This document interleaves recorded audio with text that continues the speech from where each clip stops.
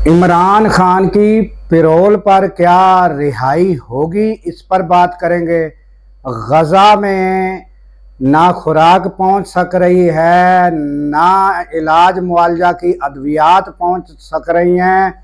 हालात इंतहाई कशीदा है और सलामती कौंसल जो है उसका इजलास हुआ, उसके बारे में हम आपको बताते हैं। उसके अलावा इमरान खान का 190 मिलियन का केस जो अल कादर ट्रस्ट के नाम से मशहूर है, वो भी जो है अदालत में लग चुका है, यानी उसकी समाअत जो है अब होगी। इसके बारे में भी हम बात करेंगे। उसके अलावा जुनैद अकबर के दोनों ओहदे जो हैं बहाल हो चुके हैं, वो भी उसके बारे में बताएंगे और वो आइंदा क्या लाहे अमल अख्तियार कर रहे हैं, ये भी हम आपको बताते हैं।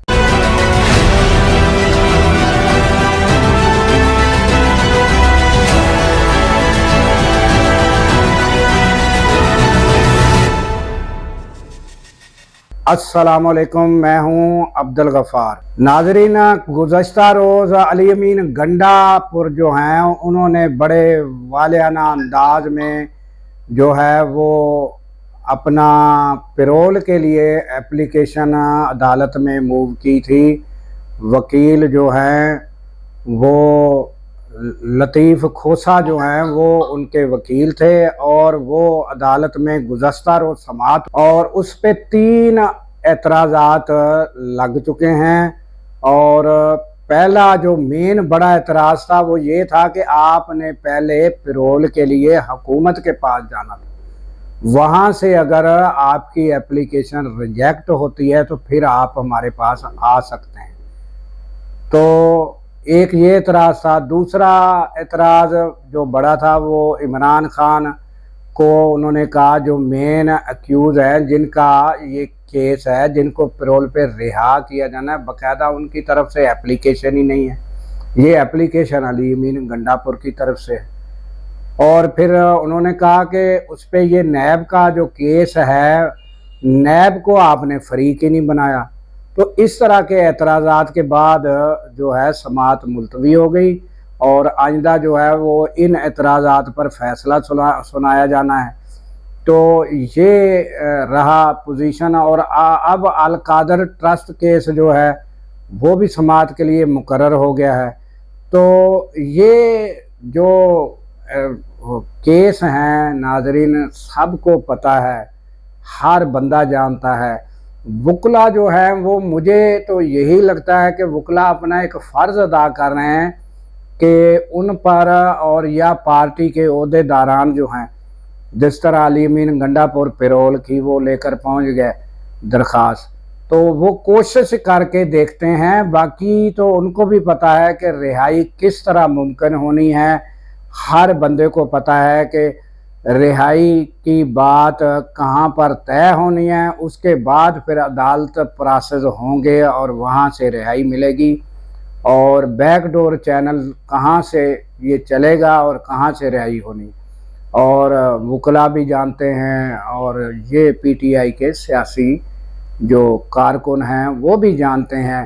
तो ये अब अदालत की तरफ देखना कि अदालत में अल कादर ट्रस्ट केस लग गया है और उसकी अब समाअत क्या होगी। तो ये ख़बरों की हद तक तो ठीक है, ख़बरें चल सकती हैं, मैं भी ख़बरें दूंगा, केस लग गया, समाअत होगी। जिस तरह ये कहा गया कि पैरोल पर रिहाई हो जाएगी, ये ख़बरों की हद तक ये ख़बरें चला सकते हैं, मगर कहाँ से रिहाई होनी है, कैसे होनी है, और बाद में फिर अदालत प्रोसेस जो है वो मूव होगा और अदालत से फिर रिहाई होगी, मगर तय कहाँ होगा ये हर शख्स जानता है।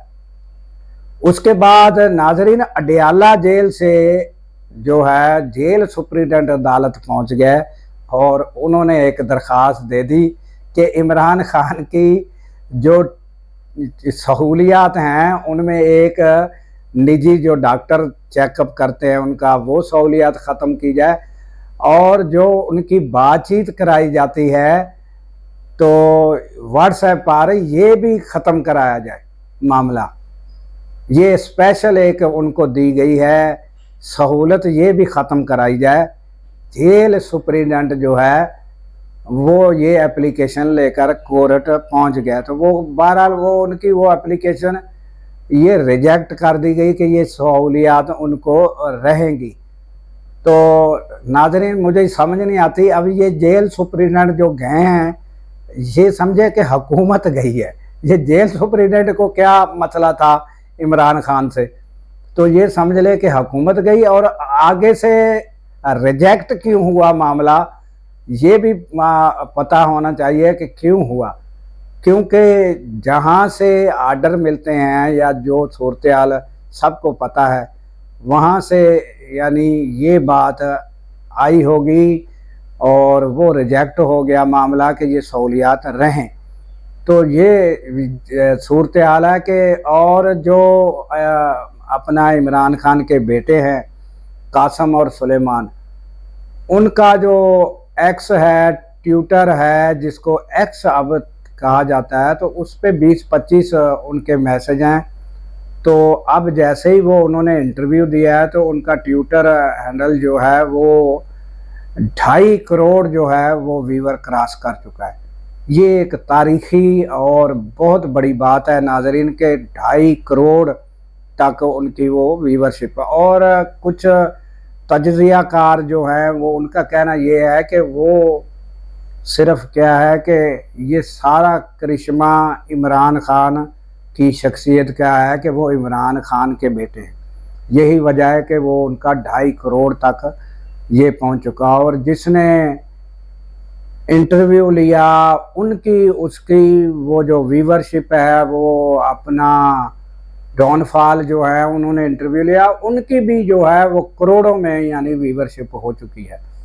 तो ये मकबूलियत और शोहरत की बात होती है कि जिस शख्सियत को अल्लाह ताला जब शोहरत दे, एक वक्त ये था कि मियाँ नवाज शरीफ जो थे उनकी शोहरत जो थी वो बुलंदियों पर थी।